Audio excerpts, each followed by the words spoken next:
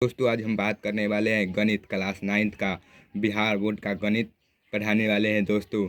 बताने वाले हैं संख्या पत्ती के बारे में। संख्या पत्ती अध्याय क्लास 9 का फर्स्ट है। यही बताने वाले हैं कि परमेय संख्या किसे कहते हैं।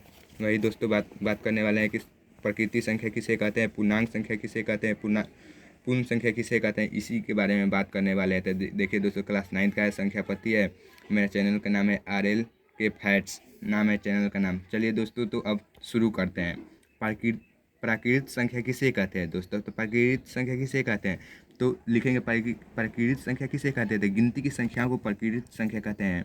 क्या लिखेंगे, प्राकृत संख्या किसे कहते हैं। तो लिखेंगे गिनती गिनती गिनती की गिनती की संख्या गिनती की संख्याओं गिनती की संख्याओं को को को प्राकृत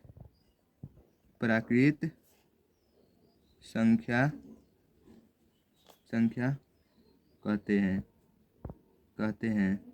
तो किसे बोलते हैं दोस्तों, प्राकृत संख्या। तो गिनती की संख्या को प्राकृत संख्या कहते हैं। जैसे उदाहरण के तौर पर,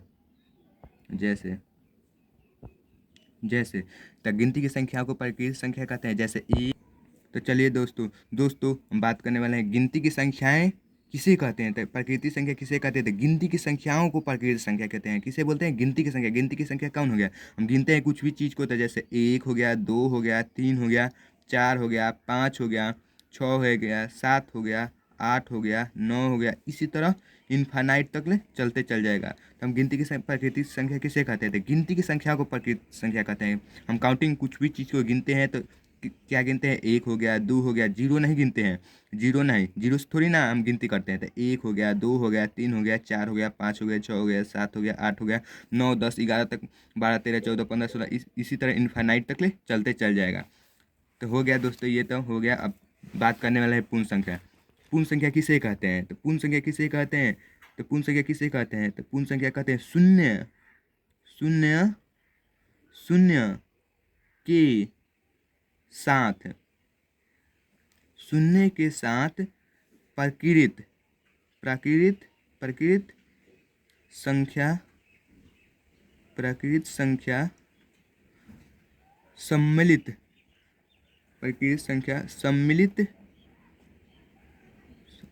सम्मिलित शून्य के साथ प्राकृतिक संख्या सम्मिलित हो हो जाती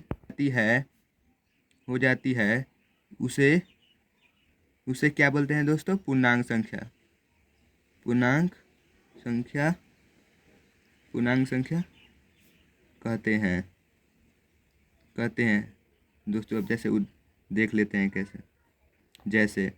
जैसे दोस्तों, जैसे के बारे में बताया है। तो पूर्ण संख्या किसे कहते हैं, शून्य के साथ प्राकृतिक संख्या। प्राकृतिक संख्या कौन है, तो 1, 2, 3, 4, 5 गिनती की संख्या को प्राकृतिक संख्या कहते हैं। तो शून्य के साथ, तो ये शून्य हो गया। अब शून्य के साथ कहते हैं प्राकृतिक संख्या। तो प्राकृतिक संख्या किसे कहते हैं, तो गिनती की संख्या को प्राकृतिक संख्या कहते हैं। तो गिनती की संख्या हो गया 1, 2, 3, 4, 5, 6, 7, इसी तरह इनफाइनाइट चलते चल जाएगा। तो हम क्या बोले हैं कि शून्य के साथ प्राकृतिक संख्या सम्मिलित हो जाती है, उसी को क्या बोलते हैं, पूर्ण संख्या। तो शून्य हो गया, शून्य के साथ ये क्या थी, सम्मिलित है ये क्या, तो प्राकृतिक संख्या। तो शून्य के साथ क्या थी, शून्य के साथ प्राकृतिक संख्या सम्मिलित हो गया, उसी को हम पूर्ण संख्या कहते हैं। तो दोस्तों एक बात याद रखिएगा, नोट में लिख लीजिएगा, ये नोट में लिख लीजिएगा कि एक प्रश्न बनता है, क्या सभी प्राकृत संख्या क्या सभी प्राकृत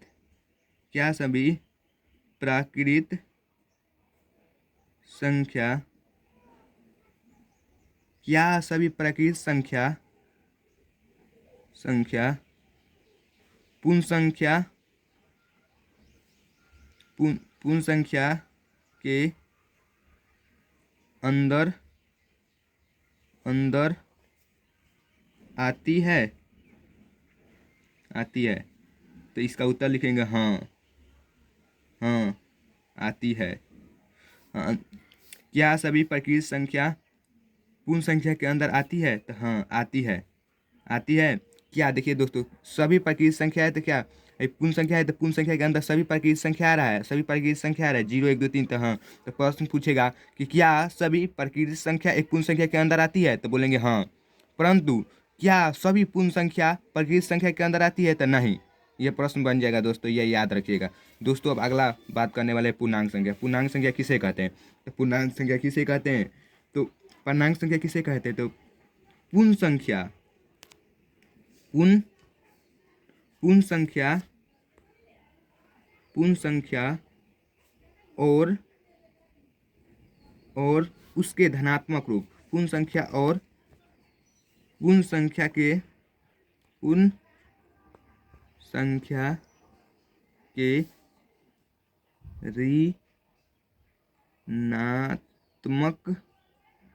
ऋणात्मक रूप को पूर्णांक संख्या कहते हैं। क्या कहते हैं? पूर्णांक संख्या कहते हैं।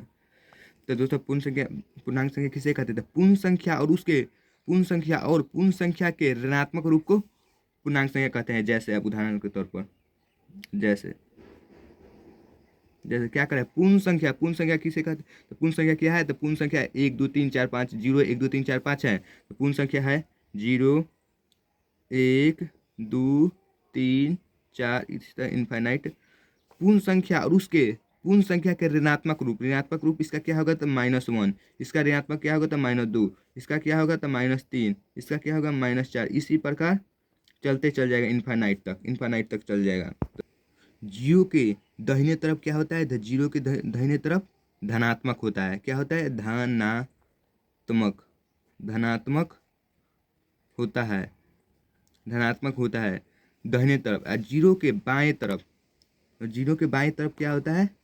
जीरो के बाएं तरफ ऋणात्मक होता है, ऋणात्मक होता है, ऋणात्मक ऋणात्मक होता है। जीरो क्या है दोस्तों? जीरो क्या है? तो जीरो क्या है दोस्तों? तो जीरो क्या है? तो जीरो ना ही ऋणात्मक है, ना ही ऋणात्मक है और ना ही धनात्मक है, है। तो याद रखिएगा दोस्तों, आपके प्रश्न पूछ जाएगा कि जीरो एक धनात्मक है कि ऋणात्मक? था जीरो ना ही धनात्मक है और ना ही ऋणात्मक है। दोस्तों अब समझ में आ गया होगा। नोट में लिख लीजिए, प्रश्न पूछ जाएगा कि सभी पूर्ण संख्या पूर्णांक होती है। सभी पूर्ण संख्या पूर्णांक होती है,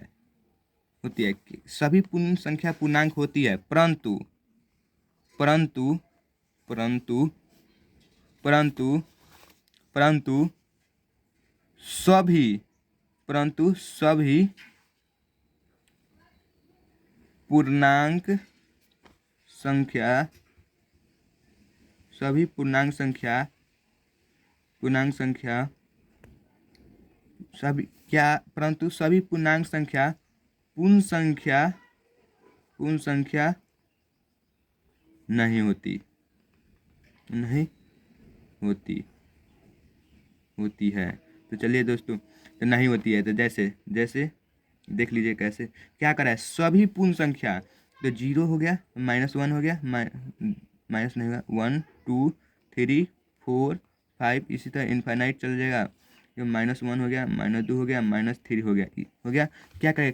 सभी पूर्ण संख्या पूर्णांक संख्या होती है। सभी पूर्ण संख्या, तो पूर्ण संख्या किसे कहते हैं? तो गिनती की संख्या 0 के साथ सम्मिलित है। ये पूर्ण संख्या हो गया, पूर्ण संख्या है। तो क्या सभी पूर्ण संख्या पूर्णांक संख्या के अंदर आती है? तो हाँ, तो सभी पूर्ण संख्या पूर्णांक संख्या के अंदर आती है, परंतु सभी पूर्ण संख्या के अंदर आती है। सभी ये पूर्णांक संख्या है ना, तो पूर्णांक संख्या है तो पूर्ण संख्या के अंदर आती है। देखिए दोस्तों, तो पूर्ण संख्या के अंदर आती है, ये पूर्ण संख्या है। तो पूर्ण संख्या है, तो पूर्ण संख्या किसे कहते हैं? तो पूर्ण संख्या कहते हैं कि जीरो के साथ प्राकृतिक संख्या सम्मिलित हो जाती है, उसी को पूर्ण संख्या कहते हैं। तो पूर्ण संख्या कहते हैं तो इसमें क्या सभी पूर्णांक संख्या पूर्ण संख्या के अंदर आती है? तो नहीं आती है, क्या कि देखिए इसमें ऋणात्मक कहाँ है, तो इसमें ऋणात्मक भी लगा है तो नहीं होगा। हाँ, तो अब परिमेय संख्या दोस्तों चलते हैं। तो परिमेय संख्या किसे कहते हैं? तो वे संख्या जिसे जिसे पी बाई क्यू के रूप में लिखा जा सके सके सके जहाँ पी और क्यू एक पूर्णांक हो और क्यू बराबर शून्य ना हो। तो परिमेय संख्या किसे कहते हैं? वे संख्याएं जिन्हें पी बाई क्यू के रूप में लिखा जा सके जहाँ पी और क्यू एक पूर्णांक संख्या और क्यू बराबर जीरो ना हो। चलिए दोस्तों, अब उदाहरण अब जैसे से अब समझते हैं, उदाहरण से समझते हैं। जैसे 5/7 है, 5/7 है, तो 5/7 है, तो 5/7 है, तो यह परिमेय है कि नहीं? तो परिमेय है तो क्या कर रहा है? कंडीशन, परिमेय संख्या कंडीशन कहता है कि पी बाई क्यू के रूप में लिखा जा सके, पी बाई क्यू के रूप में लिखा जा सके जहाँ पी और क्यू एक पूर्णांक हो। तो ये पूर्णांक संख्या है, पूर्णांक संख्या है, पूर्णांक संख्या है, और क्यू भी पूर्णांक संख्या है, पूर्णांक संख्या है, पूर्णांक संख्या है दोस्तों। हाँ, पूर्णांक संख्या है। देखिए, तो पूर्णांक संख्या किसे कहते हैं? तो अब पूर्णांक संख्या किसे कहते हैं? तो अभी ने बताए हैं दोस्तों कि पूर्ण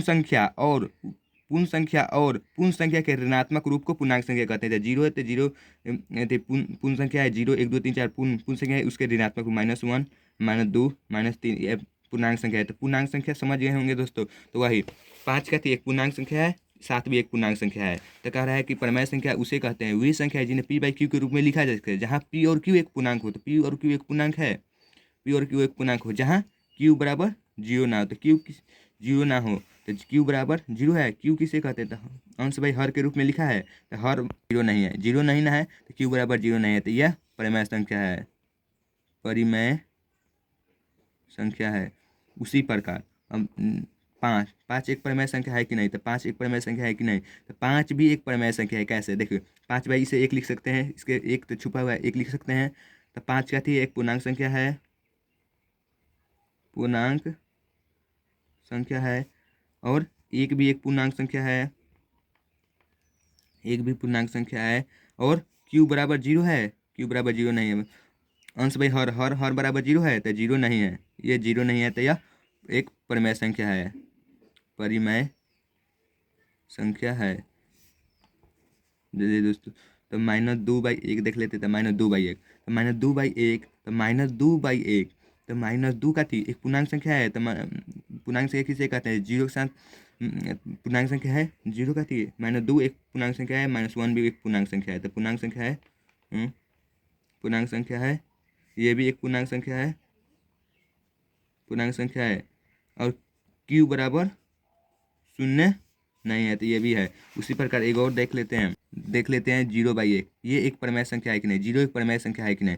तो जीरो एक परिमेय संख्या है, क्योंकि इसे 0/1 लिख सकते हैं। तो 0 एक का थी पूर्णांक संख्या है, हाँ, 0 एक पूर्णांक संख्या है, पूर्णांक संख्या है।